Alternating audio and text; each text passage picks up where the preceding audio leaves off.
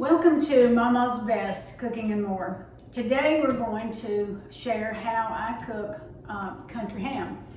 Now some of you may not know what country ham is. Country ham is an aged ham. It's been smoked and salted and aged for months and months, and it's a very good southern dish. I know that there's some people watching this that may have never eaten country ham. It goes great for breakfast, makes great sandwiches. Now it is salty, so we try not to have it more than a couple of times a year, but it is a real treat in our house. Now, first thing we do is wash our hands. Now, I use the Clifty Farm sliced hams, and I'm going to show you what I do. Basically, I use a broiler pan. I'll lay my ham on top like this, full slices. And you can even stack them.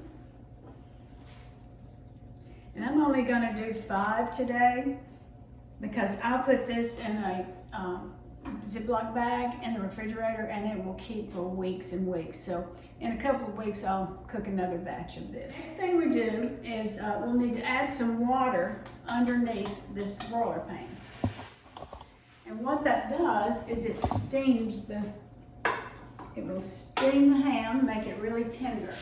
Once you have your ham on the broiler pan and you have water in the bottom of it, we're going to cover it with heavy-duty aluminum foil.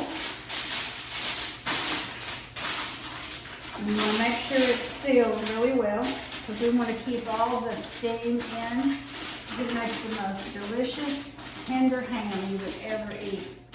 We're going to put this in a 300-degree preheated oven for 45 minutes.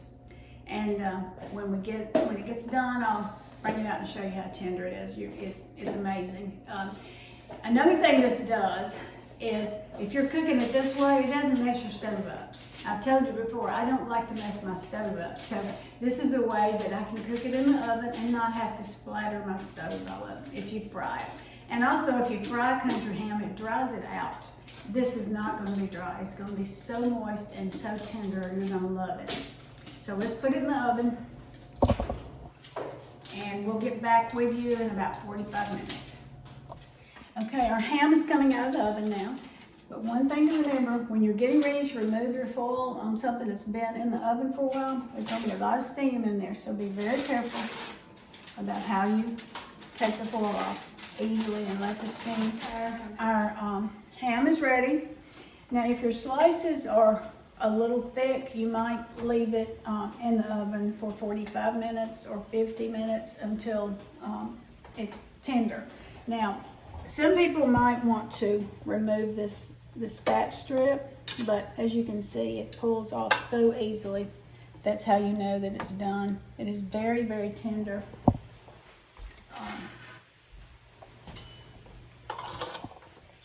Basically, you can cut it with a fork.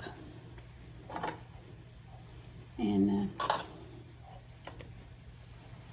I like to leave the fat strip on there while it's cooking. It seems to give it a little more flavor.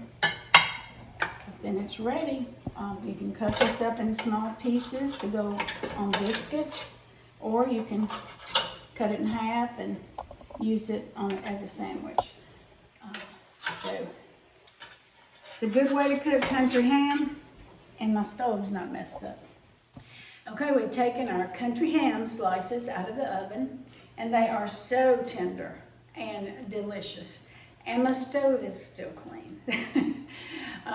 That's one of my tips. That's a good way to keep your stove clean. You don't have to spend all your days scrubbing.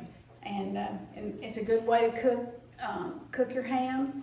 And like I say, if you're cooking for a large group, just layer the ham slices on top and then just pump up the time that they spend in the oven to about an hour, even an hour and 15 minutes. Make sure you've got enough water, excuse me, in the bottom of your pan so that it steams it well. But I think you'll enjoy this. And like I say, this is a treat for us. We only have it a couple of times a year. When my husband saw it laying out on the counter today, he said, "Oh, you're cooking country ham?" I said, "Yep." He was thrilled. So I hope you'll enjoy it too.